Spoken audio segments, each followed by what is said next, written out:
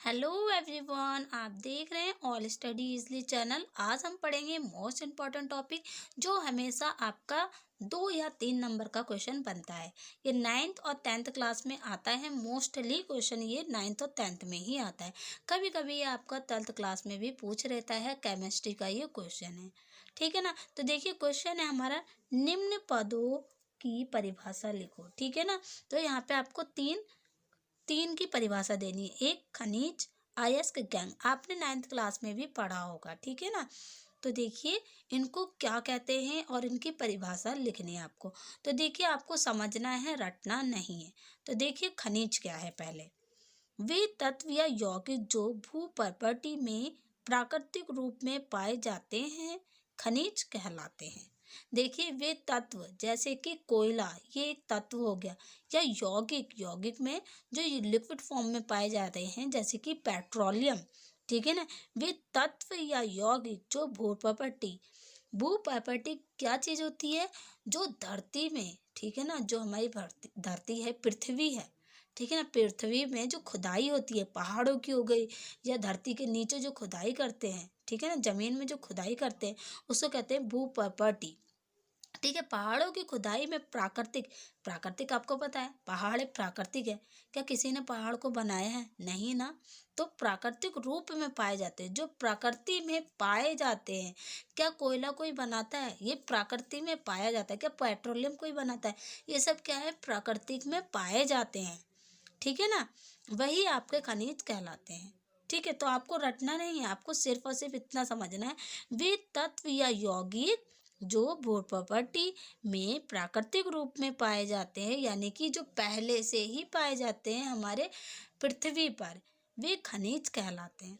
For example जैसे कोयला, ठीक है। आप खुदाई करेंगे, ठीक है ना, तो उसमें कोयला निकलेगा। कभी कभी कोयले मिल जाते हैं, ठीक है। पेट्रोलियम यानी कि पेट्रोल मिलेगा। अब तेल भी मिलता है, ठीक है ना, जैसे कि मिट्टी का तेल हो गया, ठीक है। और भी बहुत से लिक्विड फॉर्म में चीज़ें निकलती हैं।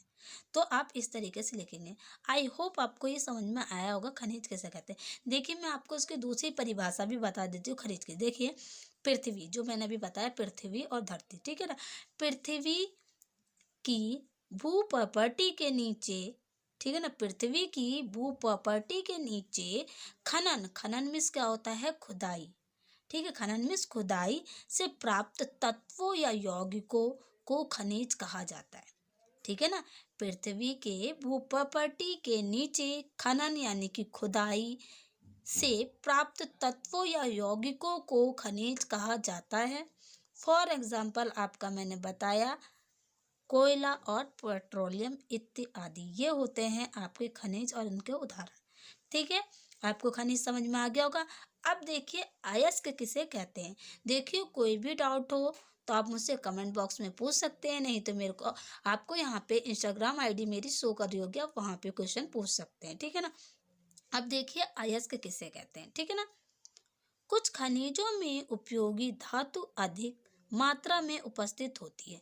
देखिए कुछ खनिजों में, यानी कि ये हो गया, ठीक है ना। कुछ खनिजों में उपयोगी धातु, यानी कि इस खनिज में उपयोगी धातुएं भी होती हैं, ठीक है, अधिक मात्रा में उपस्थित होती हैं, जिन्हें आसानी से निकाला जा सकता है, ठीक है ना। जिन्हें क्या है, आसानी से उससे अलग किया जा सकता है, यानी कि निकाला जा सकता है। ये धातु युक्त खनिज अयस्क कहलाते हैं। यानी कि जो खनिज से निकलते हैं उन्हीं को हम क्या कहते हैं, अयस्क कहते हैं, ठीक है। जैसे कि देखिए आपको कोई जैसे कोयला निकला, ठीक है, आपने देखा होगा रेलवे का कोयला जिसे कहते हैं, ठीक है ना। उसके अंदर मतलब काफ़ी चीज़ें आती हैं, ठीक है ना, मतलब चिपकी होती है उस कोयले में। तो उसको आप छुटा के उससे क्या अर्निंग भी कर सकते हो, यानी कि आप उसको बेच सकते हो, ठीक है ना।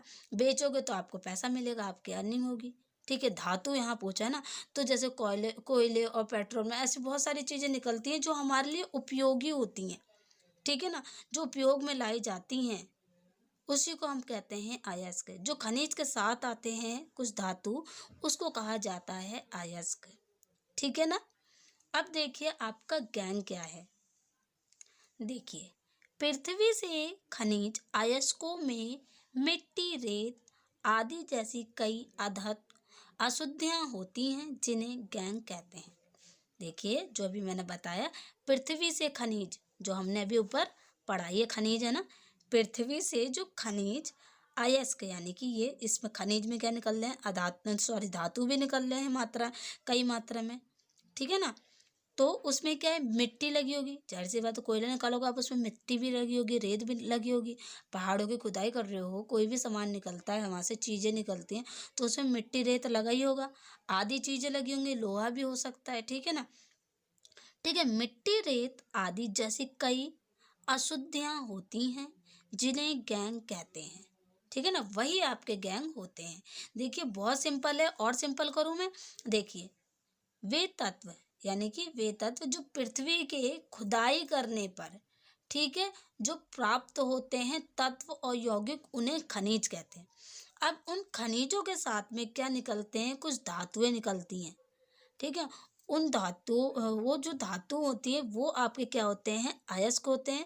उन धातु को आप निकाल के बेच भी सकते हैं, ठीक है ना, यानी कि कोई उपयोग की चीज़ है तो आप उसको क्या है, बेच के पैसा भी कमा सकते हैं। वो हो गए आपके अयस्क, खनिज से निकला अयस्क। अब देखिए खनिज में मिट्टी भी लगी होगी, रेत भी लगा होगा, और भी बहुत सारी चीज़ें लगी होंगी। खुदाई करने पर ही पता चलता है। कोई भी चीज़ आप खोदते हो, जैसे कि फॉर एग्जांपल आपने पेड़ खोदा, ठीक है, छोटा सा पौधा खोदा, तो आप देखते हो उसकी जड़ों में मिट्टी लगी होती है, कई कीड़े भी चिपके होते हैं उसमें, केचुए होते हैं, ठीक है, पानी की छोटी छोटी बूंदें होती हैं मिट्टी में जो चिपकी होती हैं, और बहुत सारी चीज़ें होती हैं। कभी कभी देखा आपने, चमकता हुआ दिखता है, ठीक है, मिट्टी में चमकती हुई चीज़ें दिखती होंगी, ठीक है। तो वही चीज़ है कि खनिज और अयस्क में जो मिट्टी रेत आदि होते हैं उनको हम गैंग कहते हैं। देखिए तीनों आंसर इस खनिज से पता चल गए ना, ठीक है। वो क्या होती है, मिट्टी और रेत होती हैं अशुद्धियाँ, जिन्हें हम गैंग कहते हैं, ठीक है। आई होप आपको समझ में आया होगा। आप इसका एक स्क्रीनशॉट ले लो, ओके। तो ये था आज का हमारा वीडियो। आई होप आपके लिए हेल्पफुल रहा होगा।